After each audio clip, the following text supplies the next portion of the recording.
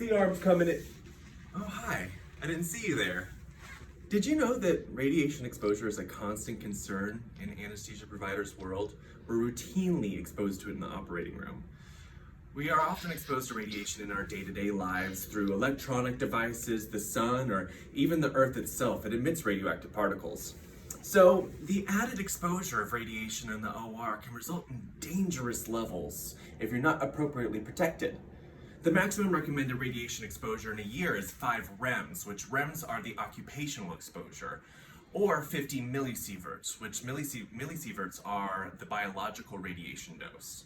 3 millisieverts come from naturally occurring materials in our environment.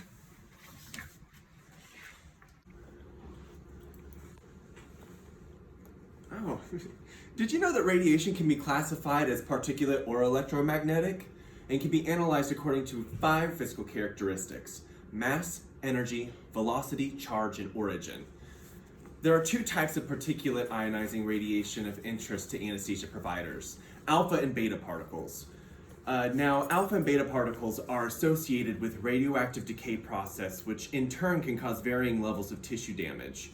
Radiation exposure obeys the inverse square law, which states the amount of exposure is inversely proportional to the square of the distance of the source. How's he doing up there? They've been dead for 10 minutes. Oh. The primary origin of radiation exposure in the OR is from radiologic procedures being conducted throughout the case. C-arm and O-arm x-rays are being shot during various surgical procedures, resulting in routine exposure. A chest x-ray will only produce 0.04 millisieverts, where an abdominal CT has the highest level of radiation produced, which can result into up to 10 millisieverts of potential exposure to the anesthesia provider. This can potentially be damaging to organs of the body, such as the thyroid, the gonads, and most susceptible of all, the eyes. Anesthesia, when's the next dose? Can't you see I'm busy here? There are 3 key concepts of exposure that will help to protect the anesthesia provider from unnecessary radiation exposure: distance, duration, and shielding.